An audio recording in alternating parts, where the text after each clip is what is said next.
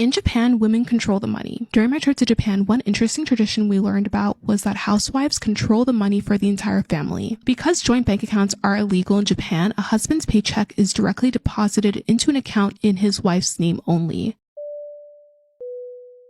This is high school footage of LaMelo Ball participating in a practice that is the bane of existence for many true basketballers.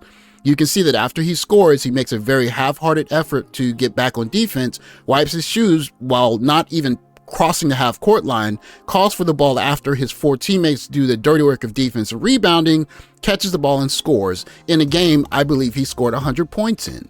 This is a practice called cherry picking, and the reason why it's called that is because he's only being selective in doing a part of basketball.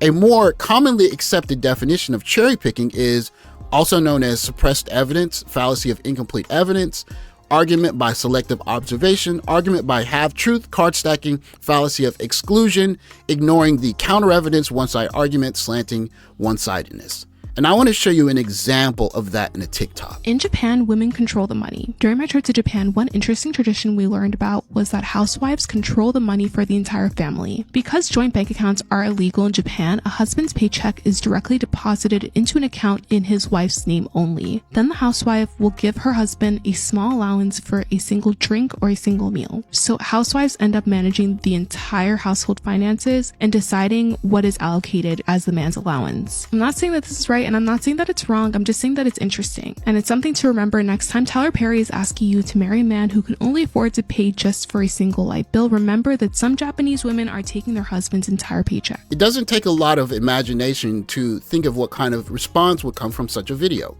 That's why their country is so peaceful and successful. It flows.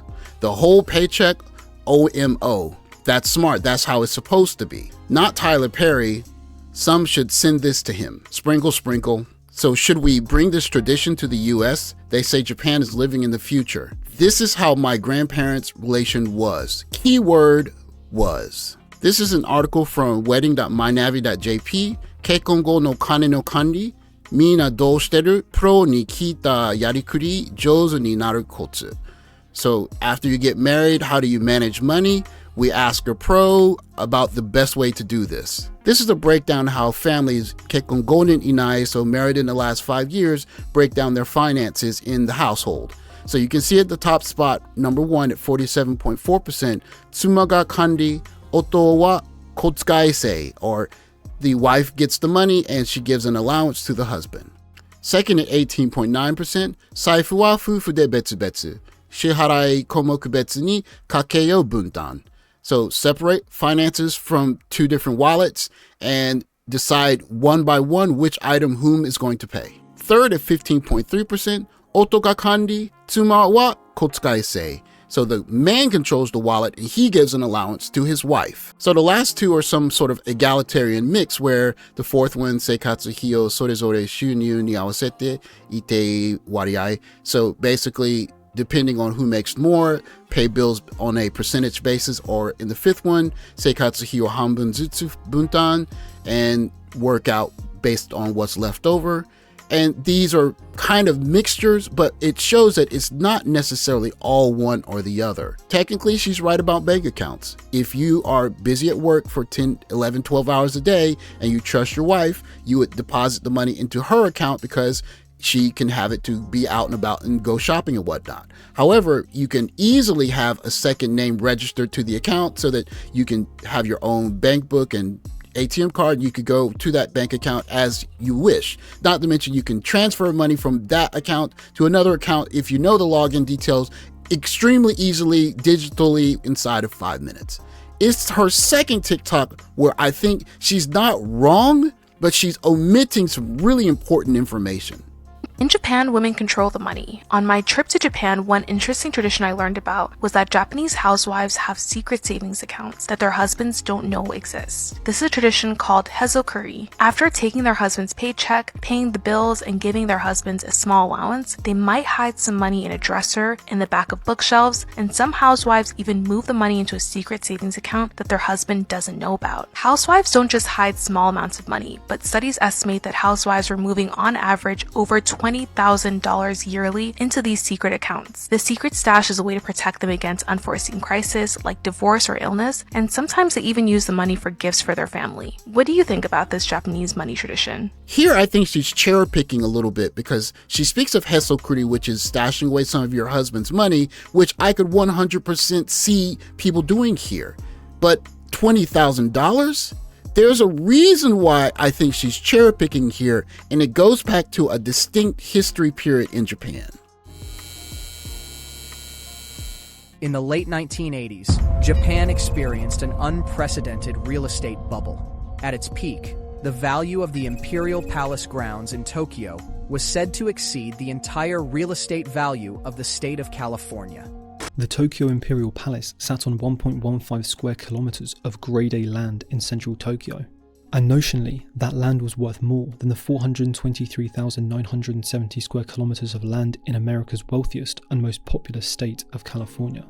In fact, by selling the central part of Tokyo, you could technically buy the whole of the United States at the time. Japan accounted for almost half the global stock market. In 1989, 45% of the equity making up the global stock market was located in Japan, followed by 33% in the US and the UK accommodating 9%. The 8 largest banks in the world were Japanese.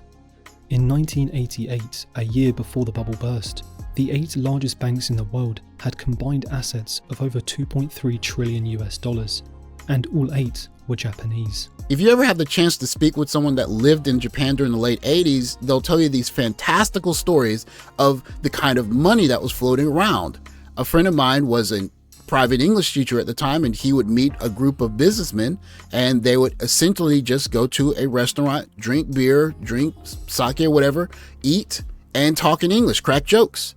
And every week, they essentially gave him the equivalent of $500 US for the quote-unquote lesson. And that was a weekly basis thing for him. That's a expression of how much money was floating around then. So it's very possible during that time that wives could skim a couple $1,000s a month off their husband and store $20,000 a year because their husbands are making these exorbitant salaries during the bubble. Don't pay. I get enough. She say I'm pressured enough. Anywhere, anytime, bitch, you ever. But hold up, baby. Probably in a fast car. These stats come from the Japanese Ministry of Health, Labor, and Welfare.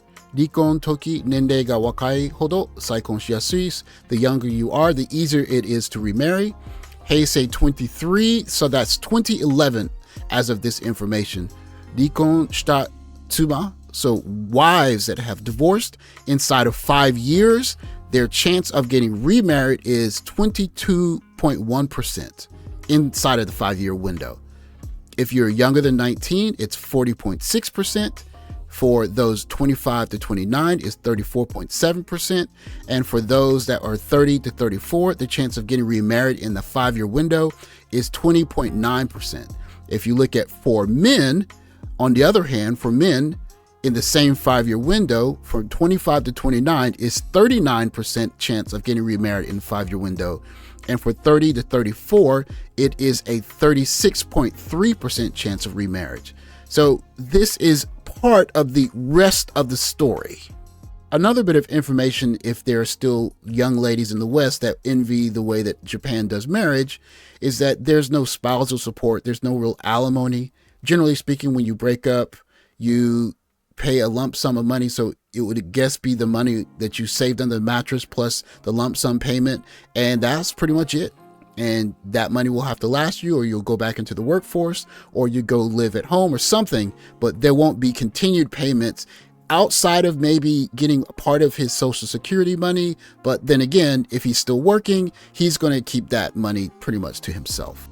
Another thing for Western women that are envying marriage in Japan, if you want to get a divorce because you're not happy, or what do you call it, irreconcilable differences, that's not quite enough to do it as one party. You'd have to have something like documented, difficulties in terms of physical things, or him not being at home and you can prove that you're incommunicado, something like that.